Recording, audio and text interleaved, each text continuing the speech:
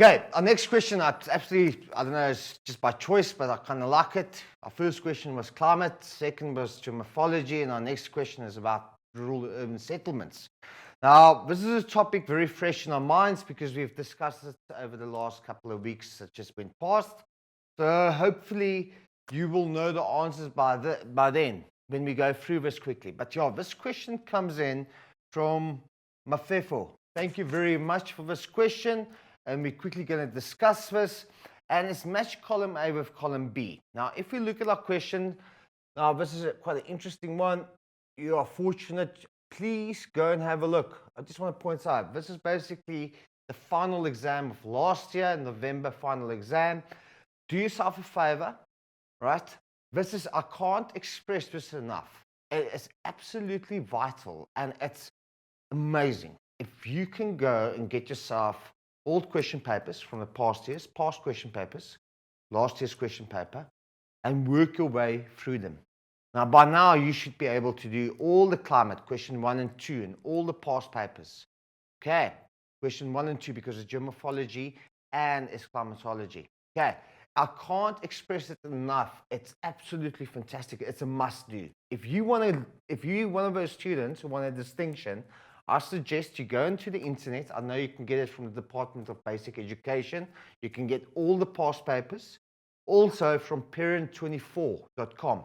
You will find the past papers on there. And all you can do is you can just print them out and work your way through them. I can't express it enough how it's vitally important, especially for the guys who want a distinction in geography. Okay, but let's get back to our question. The question states, choose a term from column B that matches the description in column A. Right, only the letter A to I next to the question. Okay, so I'm gonna explain each and every one to you, and then we're gonna choose the correct term. Okay, so this is basically a definition, and we need to do the correct term. 3.1.1 states the ranking of urban settlements from smallest to largest. So what I'm going to do is I'm going to give you the answer, but then I'm just going to remind you what it was. So the ranking of settlements from smallest to largest is definitely C, urban hierarchies. So that's the correct answer. I don't know if you can remember. Yeah. But it's that triangle in your textbook. So it shows you from the smallest type of settlements till your biggest. So what have we noticed about it? Okay, settlements might be unifunctional or multifunctional. We discussed that. Okay, multifunctional is more than one function, usually secondary, tertiary activities. And we classify that settlement as an urban settlement. Okay, when we look at unifunctional, it's mainly rural settlements that focus on primary activities, like we discussed in the previous questions: fishing, farming, forestry, and mining. Okay, now if I can remember, let's see how good is my mind. If I can remember the settlement hierarchy. Okay, I think the first one is a isolated farmstead. Okay, help me out here. I wonder if you guys can remember. Second one is a village. Then the third one is, I think it's a small town. No, isolated farmstead, a village. Yes, I can't remember correctly, but let's say a town. Then we say a city. Then we say it's a metropolis. Then we say it's a conurbation. And then lastly, a megalopolis,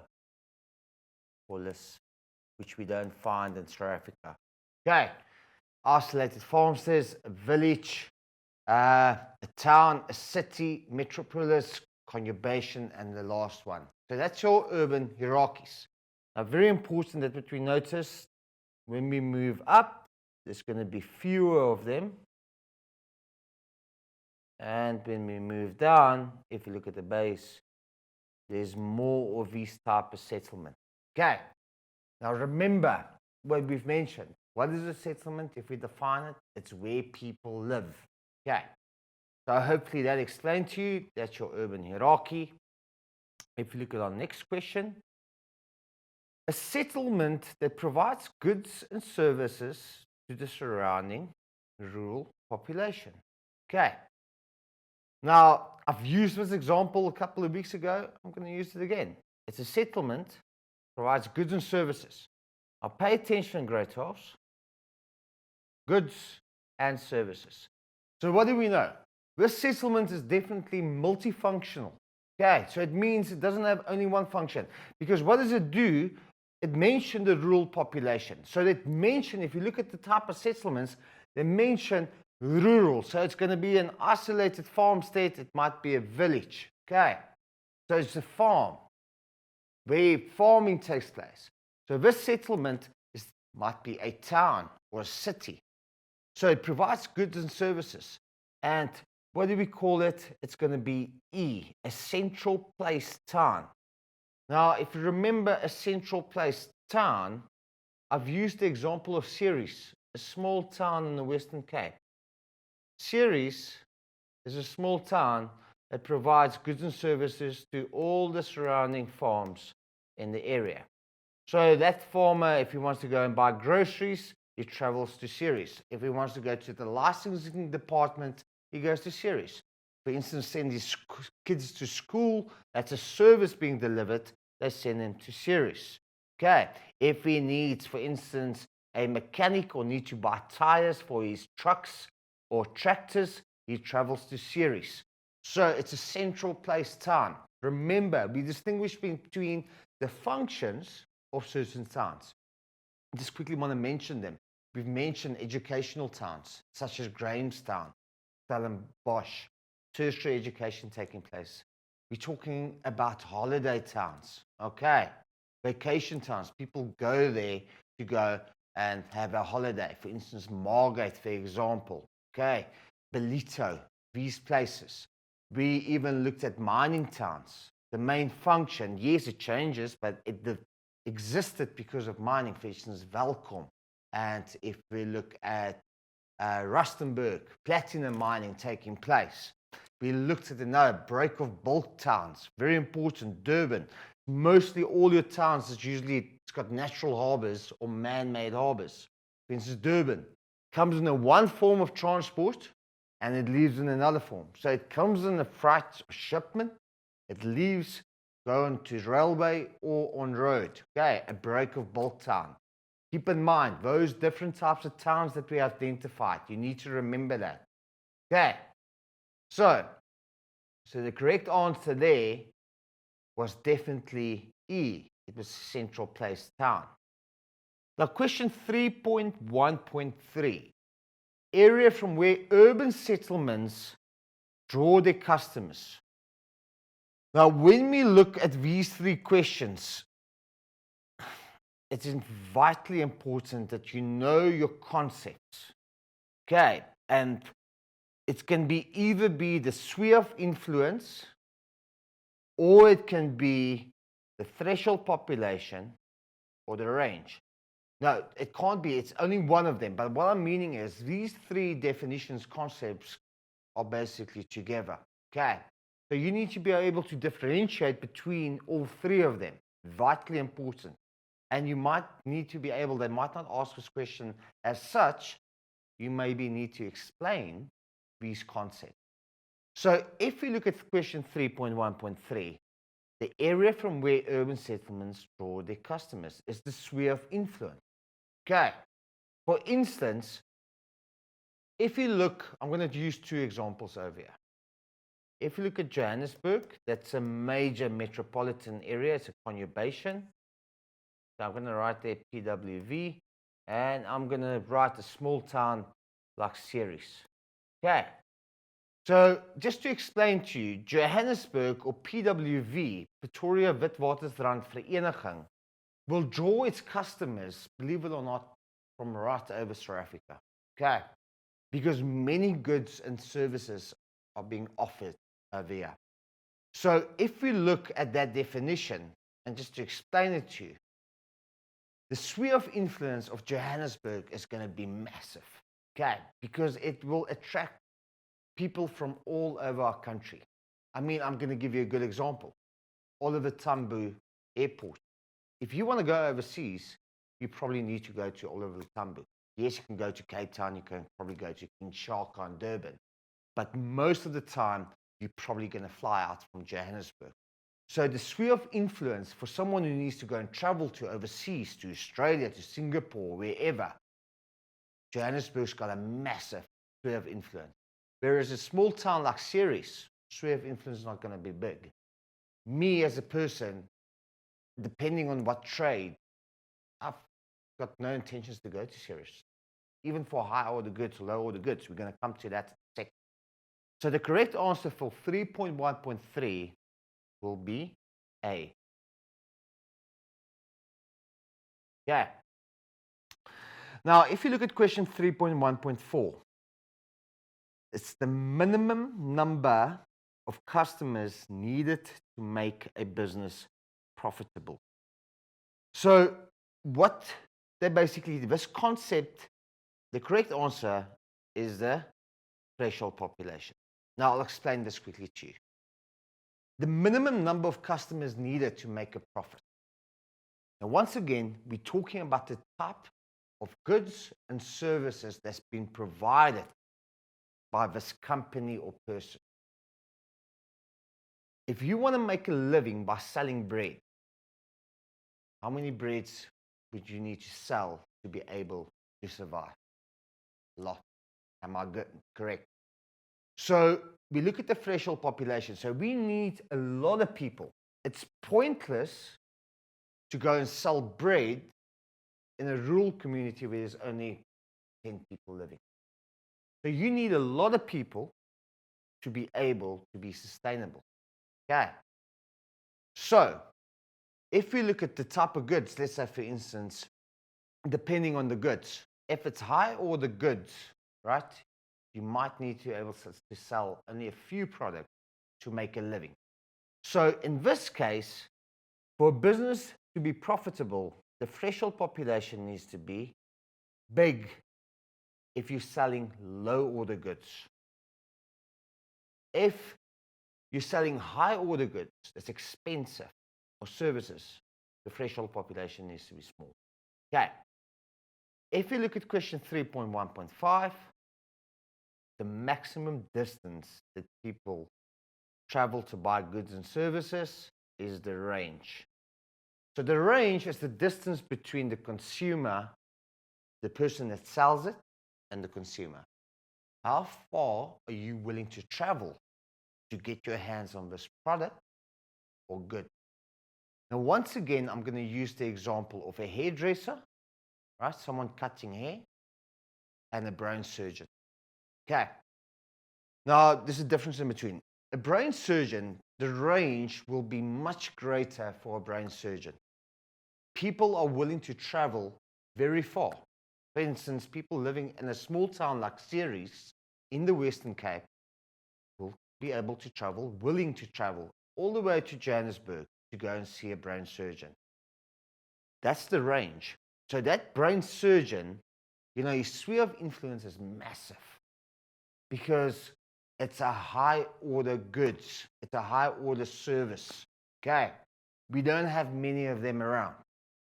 Different story with a hairdresser, with a barber shop. What's going to be the range? In Ceres, small town. How far are you willing to travel to go and get your hair cut? I'm not going to travel very far. Unfortunately, I had to cut my hair myself during this lockdown. Can't wait for the barbers to open, but I guarantee you, I'm not going to go and travel more than 5 kilometers to get my hair cut.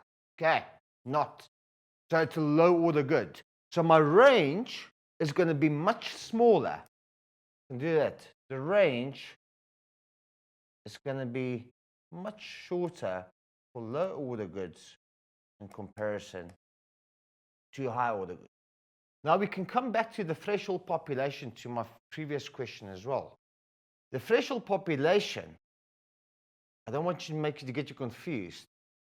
But the threshold population is going to be high for low order goods because you're going to cut continuously here. Okay.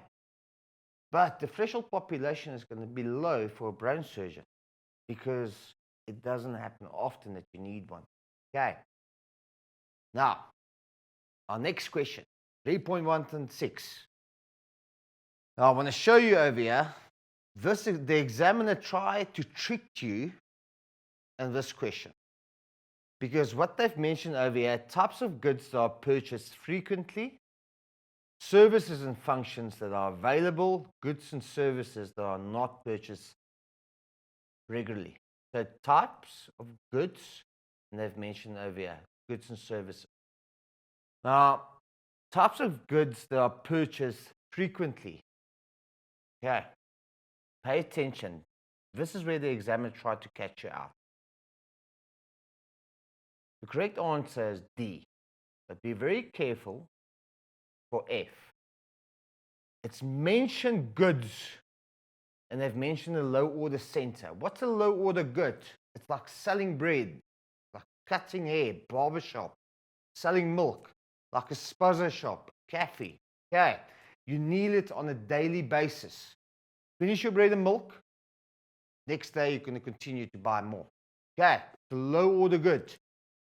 Be very careful for that. The type of good that are purchased frequently. So this examiner tried to catch you out between D and F. Read your concept. Center is completely different. What's a low order center? It's a shop. Okay. Low order goods. So the correct answer there will be D.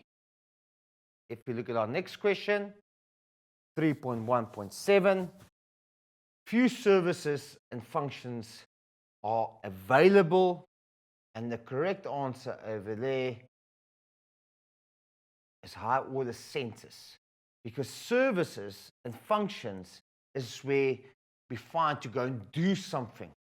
Okay, so in this case, high order provides the service. So for instance, like a brain service or a Ferrari garage. Okay, you don't see many of them. Where are you going to find one in South Africa? Probably in Cape Town and in Johannesburg. Okay, people are willing to travel far for that product. Okay, last question, 3.8. Goods and services that are not purchased. Purchased is buying it. Like for instance, I'm going to use the example, a Ferrari. How many people go and buy a Ferrari? How many Ferraris do you see? Not many, because it's so bloody expensive. So people don't buy them regularly. It's not like, oh, okay, end of the month, I'm going to buy myself a Ferrari. No, because the majority of people can't afford them. Okay, so goods and services that are not purchased regularly, and the correct answer is high order goods, like a Ferrari. Okay, like that brain surgeon. Right, that service, it's available, but not many people use it. It's very highly specified, and let's hope that we don't need something like that on a daily basis. Okay, excuse me. So this is column A with column B. Now, hopefully, yes, this should be fresh in our minds because we discussed it a couple of weeks ago. Okay, be very careful. Like I said to you, I just want to use a different color pen. The examiner definitely tried to catch you out with the low order center, low order goods, high order goods, and high order center. Very sneaky of him, but pay attention. Okay. Excellent question. Thank you very much, my people. I hope you do understand the concept regarding this question. Okay.